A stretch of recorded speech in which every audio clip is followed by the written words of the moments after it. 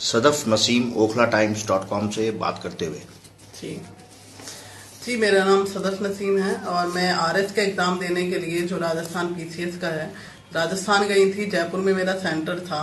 और कोई भी एग्ज़ाम अगर होता है तो उससे पहले ऑर्गेनाइजेशन रूल ऑफ रेगुलेशन देती है। उसी तरह से आरपीएससी ने भी हमें रूल ऑफ रेगुलेशन दी है, लेकिन उसमें कहीं भी ये नहीं था कि स्कार्फ या दुपट्टे का कोई इशू नहीं था। लेकिन उसके बावजूद जब मैं पहुंची सेंटर पे, वहाँ स्कार्फ उतरवाया और जब मैं क्लासरूम में अंदर गई तो वहाँ जब फ्लाइंग आई तो उन्होंने मुझसे मेरा दुपट्टा भी उतरवा दिया। और उसके बाद इतने सारे लोगों के बीच में मैं बिना दुपट्टे के अपना दुपट्टा लेके आती हूँ। अब क्वेश्चन मेरा ये है कि क्या आप स्टूडेंट के साथ में इस तरह का बिहेव करेंगे कि आज जब हम बेटी बचाओ बेटी पढ़ाओ का नारा दे रहे हैं तो लड़कियों को अपने दुपट्टे और स्कार्फ के साथ भी एग्जाम देने का हक नहीं है।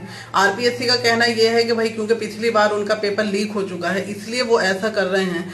तो अगर पेपर कोई लीक हुआ है तो ये एडमिनिस्ट्रेशन का फेल्योर है, ये इसमें स्टूडेंट का कोई फॉल्ट नहीं है। तो आप स्टूडेंट को क्रिमिनल की तरह ट्रीट नहीं कर सकते हैं अपने किसी भी फेल्योर को छुपाने के लिए। एंड सेकंड मेरा ये है कि कॉन्स्टिट्यूशन हर इंसान को राइट दे रहा है, आर्टिकल 14 to 19, कि आपको फ्रीडम है अपने लाइफ स्टाइल को फॉलो करने की। आप कैसे भी रह सकते हैं, कुछ भी पहन सकते हैं, कहीं भी आ जा सकते हैं। सिर्फ इससे हमारे देश की जो सिक्योरिटी है उससे कोई खतरा नहीं होना चाहिए। एंड सेकंड मेरा ये है कि आप वुमेन्स के लिए बात करते हैं, बेटी बचाओ बेटी पढ़ाओ, लॉ बनाते हैं कि कोई लड़का किसी लड़की को 30 सेकंड से ज्यादा देखता है तो ये क्राइम है। और आप खुद ही जो है एग्जाम सेंटर के अंदर लड़कियों के दुपट्टे और स्कार्फ उतरवा रहे हैं। बाकी सारी लड़कियों के साथ भी ये करवाया गया है। ये है, अलग बात है कि हर कोई रिएक्ट नहीं करता है, लेकिन मैं ये नहीं सह सकती हूँ। थर्ड मेरा ये है कि माइनॉरिटीज इंडिया के अंदर एक काफी इंपॉर्टेंट इशू है और माइनॉरिटीज को कॉन्स्टिट्यूशन ने प्रोटेक्शन दिया है। आर्टिकल 25 to 29 कॉन्स्टिट्यूशन ये कह रहा है कि जितनी भी इंडिया के अंदर माइनॉरिटीज हैं, इस वक्त 6 हैं, उन्हें ये राइट है कि वो अपनी तहजीब और अपनी संस्कृति जो है उसे फॉलो कर सकते हैं। उसके अकॉर्डिंग उनका रहना, उनका पहनना और उनका खाना पीना हो सकता है। इसे कॉन्स्टिट्यूशन प्रोटेक्ट कर रहा है। तो क्या अब हमारे यहाँ की जो ऑर्गेनाइजेशंस हैं वो कॉन्स्टिट्यूशन से भी ऊपर हो गई कि वो कॉन्स्टिट्यूशन का डायरेक्ट वायलेशन करेंगे?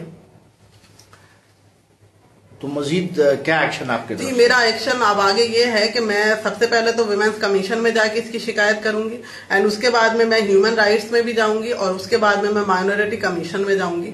वैसे जब ये मेरे साथ हुआ, ये 31 को हुआ है, 31 अक्टूबर को, 1 नवंबर को, 1 नवंबर को मैंने जो है प्रेस कॉन्फ्रेंस की है, जो पूरे मीडिया में वहां पे राजस्थान में अच्छे से दिखाया जा चुका है और यहाँ पे भी, दिल्ली में भी कई न्यूज़पेपर में छपा।